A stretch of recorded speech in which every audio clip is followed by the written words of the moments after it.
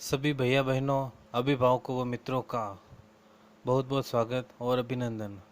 यह विद्या भारती की ऑनलाइन पाठशाला है। आज हम पढ़ने वाले हैं भूगोल का अध्याय 1 भारत आकार और स्थिति का दूसरा भाग। पाठ में आगे बढ़े उससे पहले इसके पूर्व के वीडियो में पूछे गए प्रश्नों के जवाब देना चाहूँगा।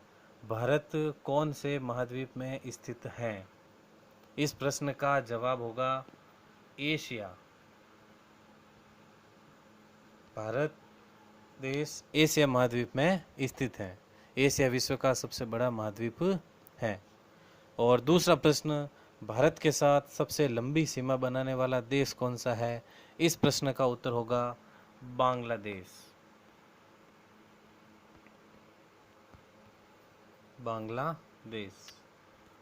बांग्लादेश भारत के साथ सबसे लंबी अंतर्राष्ट्रीय सीमा बनाता है। इन दोनों ही प्रश्नों के जो सही जवाब है वो दिए है एक भैया ने।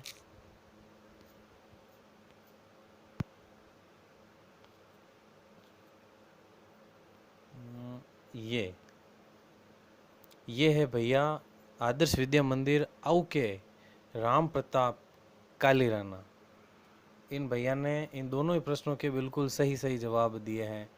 एक भैया और है जिन्होंने एक प्रश्न का सही जवाब दिया था।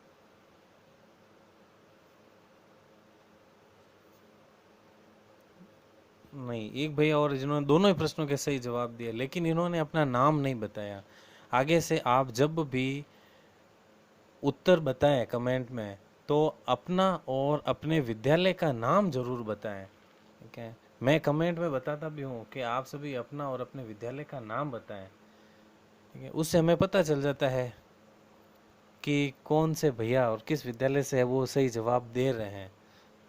ठीक है, ऐसा करने से मैं आपका नाम भी यहाँ पर ले पाऊँगा। एक और कमेंट आया था प्रदीप शर्मा इस आईडी से। इन्होंने एक प्रश्न का सही जवाब दिया था एशिया महाद्वीप का।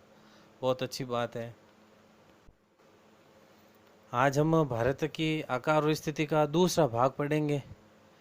पाठ पढ़ूँ उससे पहले आपको प्रश्न बता देता हूँ जिसका उत्तर आपको बताना है।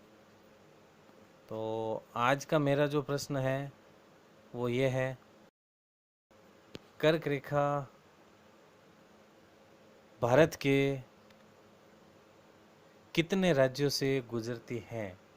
यहाँ पर आपको राज्यों की संख्या बतानी है, कितने राज्यों से गुजरती है। और दूसरा प्रश्न है, भारत का क्षेत्रफल की दृष्टि से सबसे बड़ा और सबसे छोटा राज्य कौन सा है? उन राज्यों के नाम लिखने हैं। पहले प्रश्न में आपको राज्यों की संख्या बतानी है और दूसरे प्रश्न में आपको सबसे बड़े और सबसे छोटे राज्य का नाम बताना है। ठीक है, और उत्तर आप कमेंट में लिखें और कमेंट के साथ में आप अपना नाम जरूर लिखें, साथ में अपने विद्यालय का नाम भी लिखें।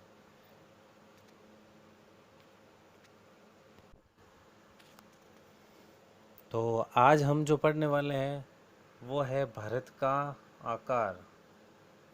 स्थिति हम कल पढ़ चुके हैं। मैंने आपको भारत की अक्षांशीय स्थिति और देशांतरीय स्थिति के बारे में बताया था। आज हम भारत के आकार के बारे में पढ़ने वाले हैं। यहाँ पर नीचे जो चित्र दिया हुआ है, चित्र 1.1, इसमें विश्व में भारत की क्या स्थिति है उसके बारे में बताया गया है। आप इसको एशिया महाद्वीप के बीचों बीच देख सकते हैं। तो आज पढ़ना शुरू करते हैं।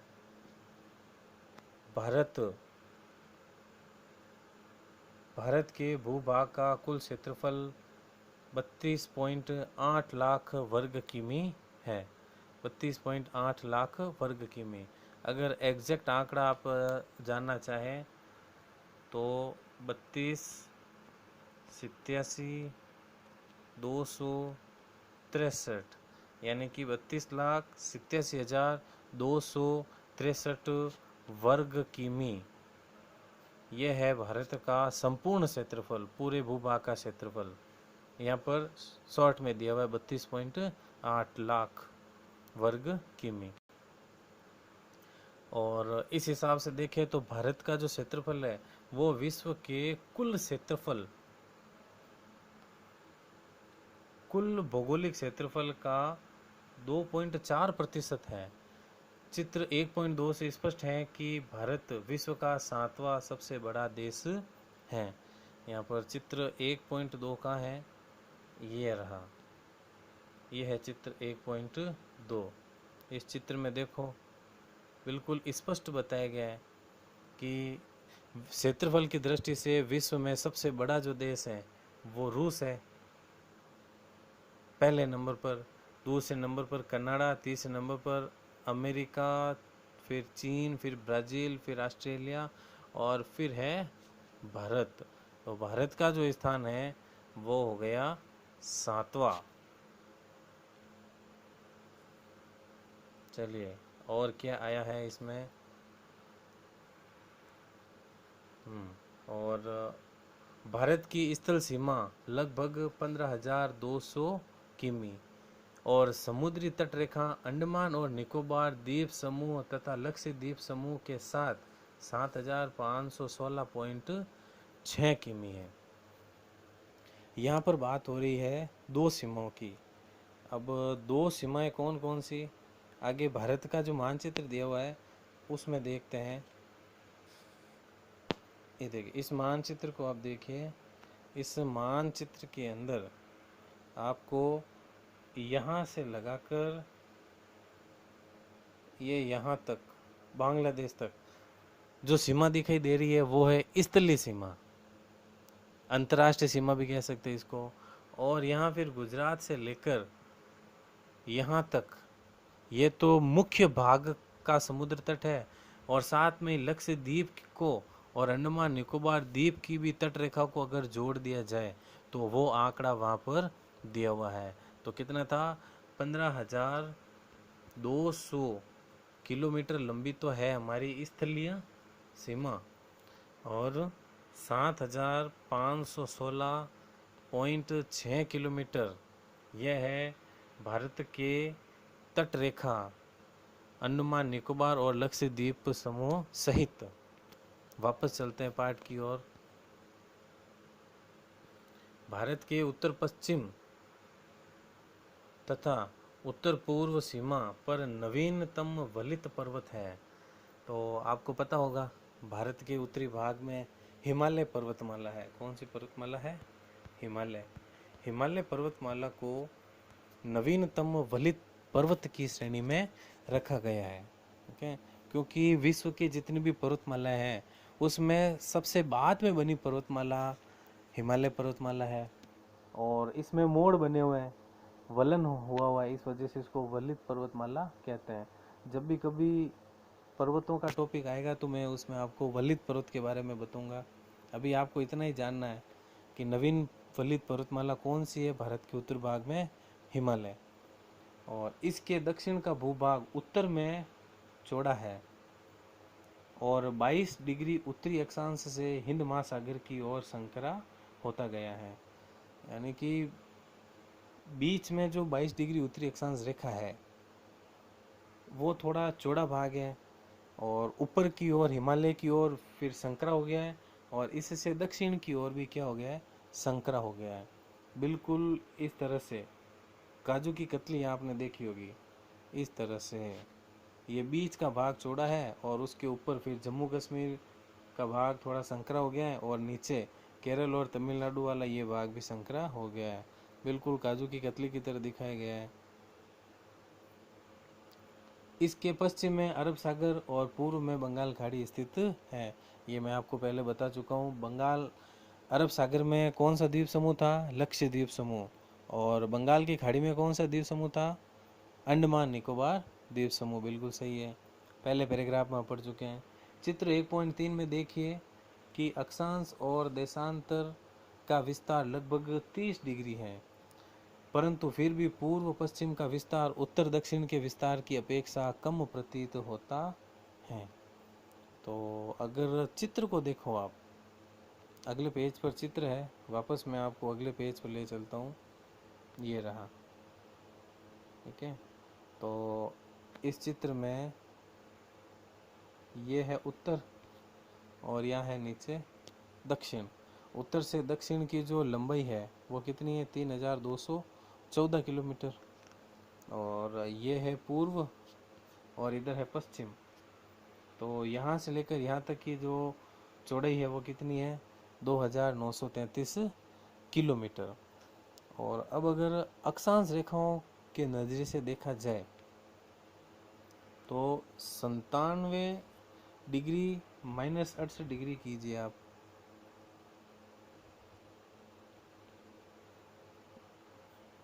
फिर से देखते हैं यहाँ पर क्या बात हो रही थी। अक्षांश और देशांतर का विस्तार लगभग 30 डिग्री है, परंतु फिर भी पूर्व पश्चिम का विस्तार उत्तर दक्षिण के विस्तार की अपेक्षा कम प्रतीत होता है। पूर्व और पश्चिम का जो विस्तार है वो उत्तर दक्षिण के विस्तार की अपेक्षा कम है। तो यहाँ पर आप देख सकते हैं उत्तर और दक्षिण का विस्तार 3200 किलोमीटर है, जो कि इससे थोड़ा ज़्यादा है। अगले पैराग्राफ में क्या है, गुजरात से अरुणाचल प्रदेश के स्थानीय समय में 2 घंटे का अंतर है, अतः 82.5 डिग्री पूर्व देशांतर रेखा को भारत की मानक याम्योत्तर रेखा माना गया है, जो कि उत्तर प्रदेश में मिर्जापुर से गुजरती है। अक्षांश का प्रभाव दक्षिण से उत्तर की ओर दिन और रात की अवधि पर पड़ता है।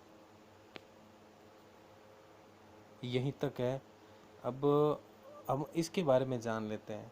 देशांतर रेखाएं, देशांतर रेखाएं जो होती है वो काम आती है समय बताने में।